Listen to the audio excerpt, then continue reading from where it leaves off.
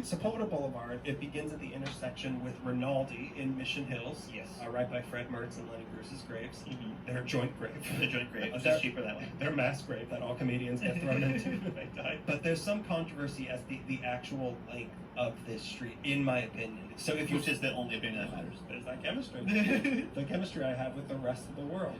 So if you follow Sepulveda Boulevard, Boulevard.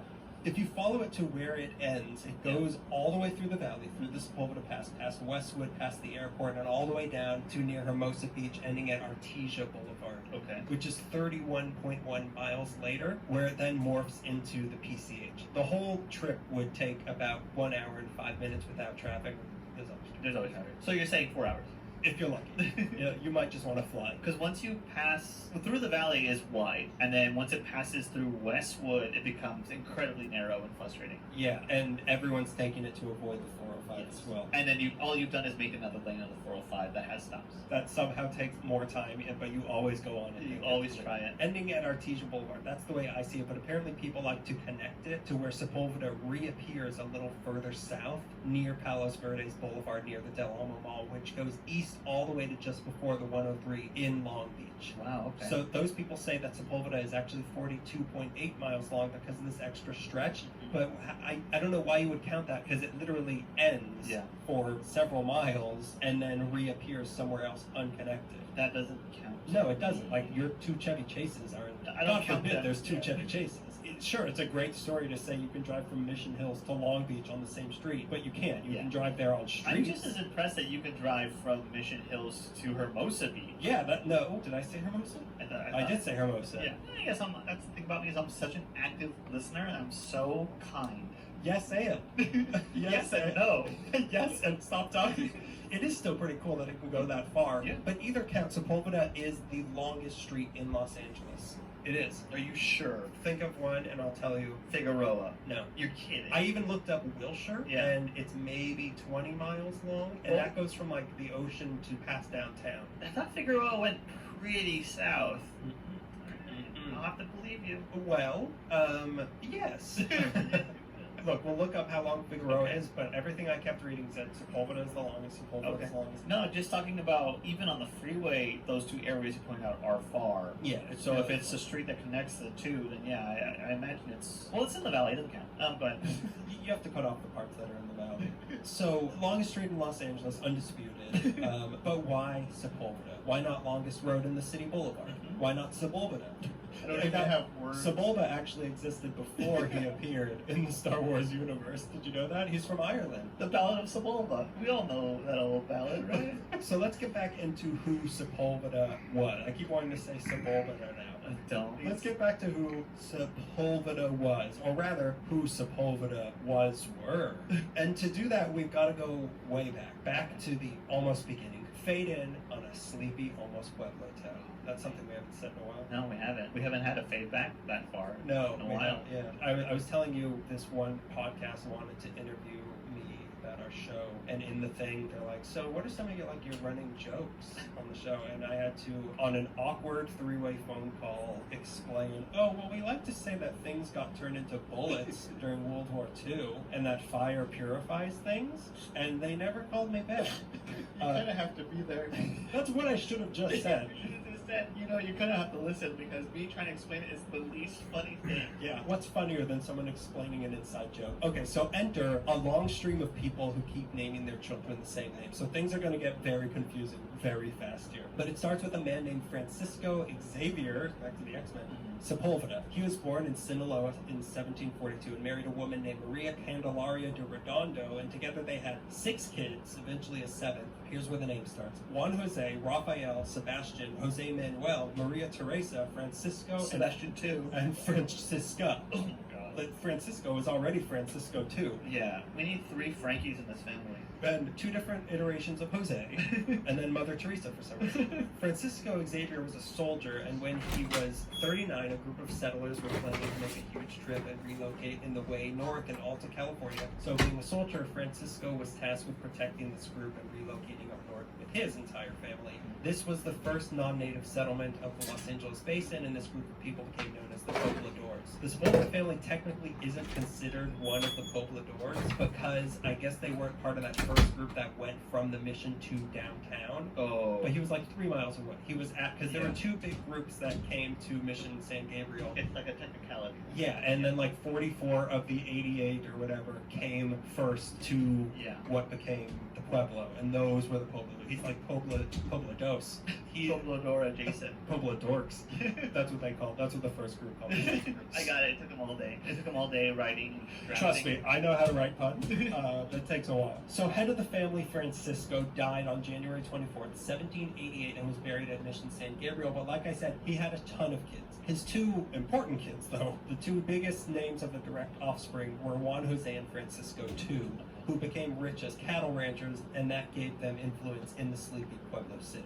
You phrased that so I don't think you got. What did I say that's so funny? They're as rich as cattle ranchers, but they got rich as cattle ranchers.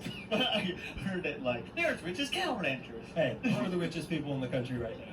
There's Jeff Bezos, but ahead of him are all the cattleman family of Central California. So they were rich as cattle ranchers. Francisco II became a regidor of Los Angeles, which is basically like a council member, which they should still call them that. We should still use like the Spanish names for the alcalde, the regidors. We should, because we still call ourselves Los Angeles. And I've been meaning to talk to you about that. We should switch to the Angels, and only our government employees should have Spanish names. So then in 1825, Francisco II, the regidor, he was made acting alcalde, which means he was the acting mayor, and in 1828 was granted the land of Rancho San Vicente y Santa Monica Boulevard, which was 30,260 acres, stretching from basically where Sepulveda is now in Westwood all the way to the ocean, and from the Sepulveda Pass down to Pico. So that all belonged to the Sepulveda family. Yeah. They were rich as cattle ranchers. But then in 1831, he participated in an uprising against the governor and was put in prison. Yep. But between just those two brothers, Juan Jose and Francisco II, and their own children, the Sepulveda family now owned ranchos of places you know. There's San Joaquin, Santiago de Santa Ana, Las Ciénegas, San Vicente, La Bayona, San Rafael, La Sierra, Palos Verdes, Santa Barbara, and even some far down as San Diego. Those are all titles of government workers. You don't want to mess with La Bayona. That's what she's doing. Yeah, she's lost her children. She's going to cry. I think you're confusing a couple different things, but it's fun. I lived on Duolingo. I learned it in Santa Luis. I learned it on Spanish-speaking Legends Duolingo. But one sticking point of their land was the Palos Verdes area. So this area was partially given to the Sepulvedas in 1827 by Governor Figueroa, the longest street. But it's his first name. In 1827, this area was partially given to them, but it was also partially given to the Dominguez family. So the rights over all of it led to a decades-long feud between the Sepulvedas and the Dominguezes. But all the feuding was done over legal matters, so it was like the Hatfields and McCoys, but if it was just Matlock. If they got their lawyers to fight. I choose my finest lawyer to go up against yours. Like, it was a serious feud between these two families, but all it was like, I'll see you in court again. Jose Dolores Sepulveda, who's Juan Jose's son, built a house in 1818 at what is now Madison and Courtney in Torrance, but he decided to go up north to Monterey in 1824 to try to settle this land dispute once and for all. But when he got to the Mission La Purísima Concepcion in Lompoc, he arrived just when an uprising of the Shumash were revolting against the mission, and he got shot and killed by an arrow by a Shumash soldier or warrior, I guess. That's how that guy died. So what's going on here? And that was the last thing. Oh, are you putting on a play?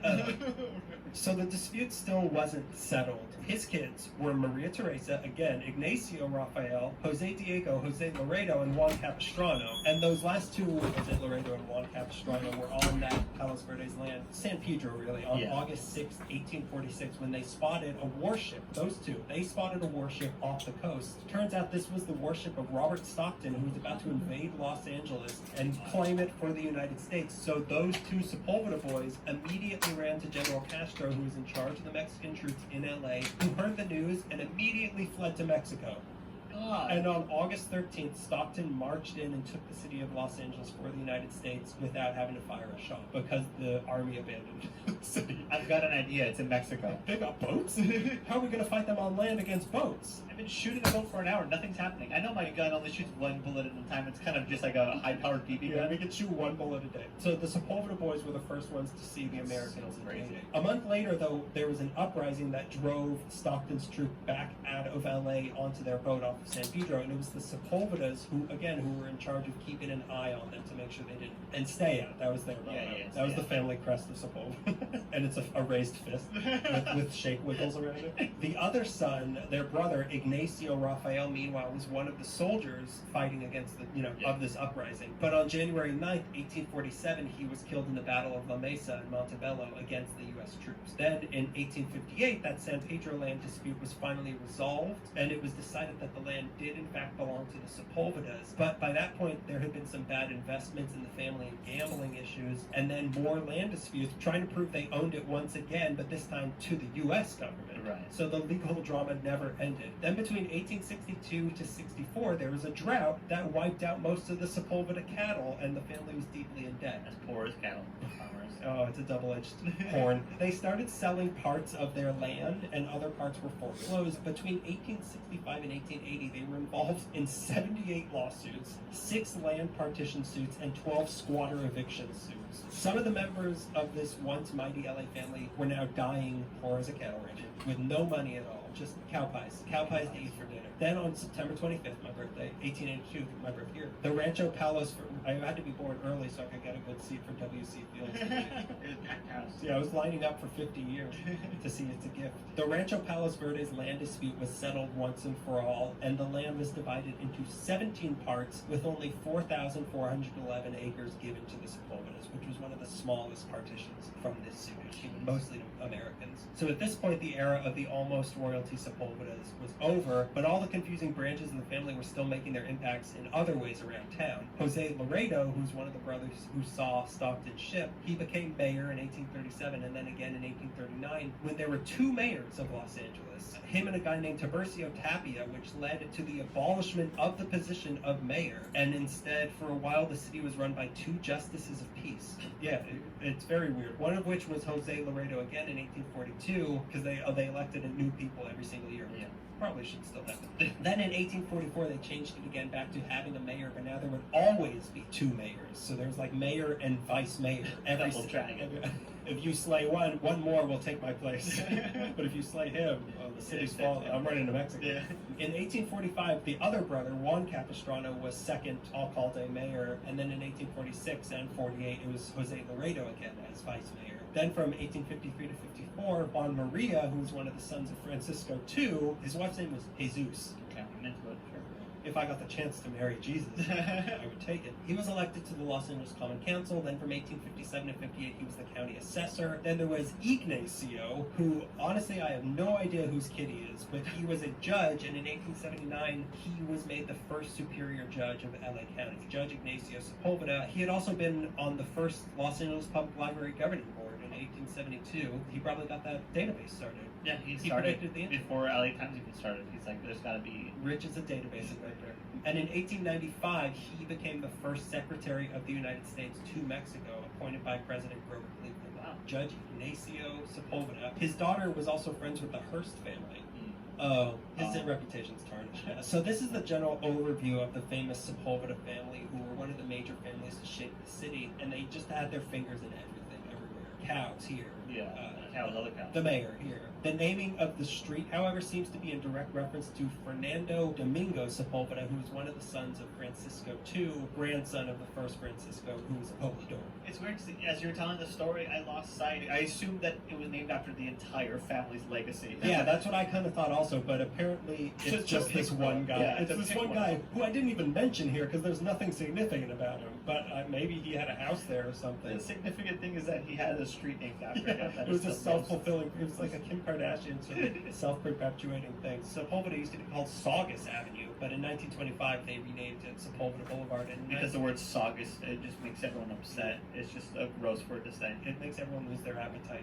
And in 1927, they also named a part of the valley Sepulveda after this same particular Sepulveda. But in 1991, they changed that name of the part of the valley to North Hills. But the Sepulveda family is still around town, and not just with the last name Sepulveda. With all the marriages and stuff, there's the Beegler family in Burbank, the Chapmans, Valdez, Ruiz, Smith, Ballard, Bacon. So anyone you know with these last names could be a descendant of local royalty, or even you could be, dear boy. But no final words were ever spoken about Sepulveda Boulevard than in the song Sepulveda by the King's Jester from 1946, which I'll post this song. It's really good. That says, Sepulveda, it's a concrete dream, kumquats and cream, where the Sunday drivers meet, which I only assume is about the sex workers. It has to be. It has to sex be. work. Or even like the parts of town where men will pull up in cars together. You mean when men will pull up in cars together and record podcasts? Yeah, like that. You know exactly what I'm talking about.